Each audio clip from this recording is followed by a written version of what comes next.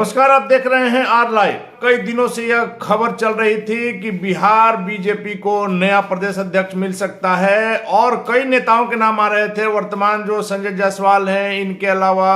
आपको सम्राट चौधरी, संजीव चौरसिया और भी कई नेताओं के नाम आ रहे थे, लेकिन बीजेपी के केंद्रीय नेतृत्व ने सम्राट चौधरी के नाम पर मुहर लगा दी है। जी हां, सम्राट चौधरी जो बिहार विधान परिषद में नेता प्रतिपक्ष भी हैं, इसके पहले एनडीए सरकार में मंत्री भी रह चुके हैं, शकुनी चौधरी के बेटे हैं और कुशवाहा के बिहार में तेजी से उभरते हुए नेता हैं। आपको पता है कि बीजेपी इन दिनों लगातार चुनावी मूड में आ गई है और होली के बाद से ही कहा जा रहा था कि बिहार में 2024 का जो लोकसभा चुनाव होने वाला है, उसके लिए बिहार में खास करके राजनीतिक तैयारियां बीजेपी ने शुरू से कर दी है। क्योंकि जिस प्रकार से मुख्यमंत्री नीतीश कुमार एनडीए छोड़ करके महागठबंधन में गए, बीजेपी पूरी तरह से अपने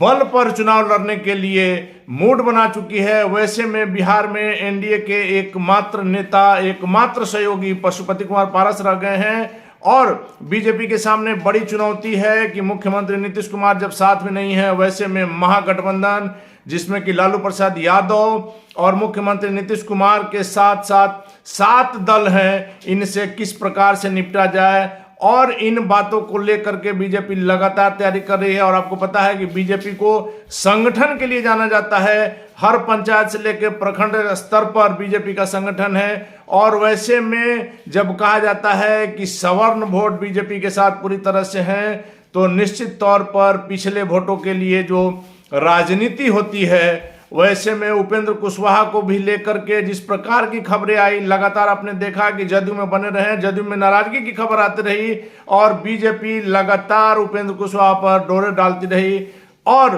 अंततः जदयू को कमजोर करते करते उपेंद्र कुशवाहा, जो कि बिहार में कुशवाहा के बड़े नेता माने जाते हैं, उनको भी बीजेपी ने अपनी तरफ कर लिया।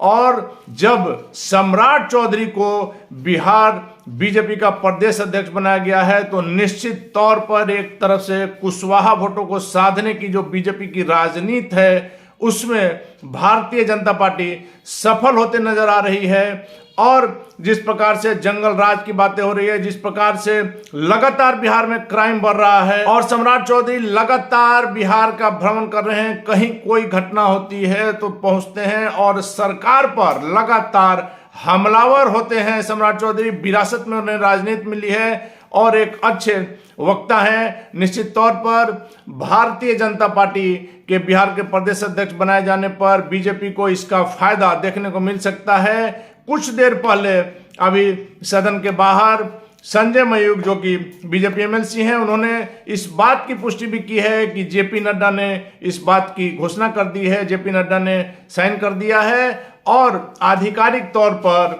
बिहार के बीजेपी के प्रदेश अध्यक्ष सम्राट चौधरी बनाए गए हैं। इसे लेकर के बीजेपी के कार्यकर्ताओं में, नेताओं में हर्ष का माहौल है और सम्राट चौधरी को लेकर के क्या कुछ होता है, उनके बिहार के प्रदेश अध्यक्ष बनाए जाने से बीजेपी को क्या फायदा होता है, यह तो आने वाला वक्त बताएगा। फिलहाल आप बने रहें आर लाइव के साथ।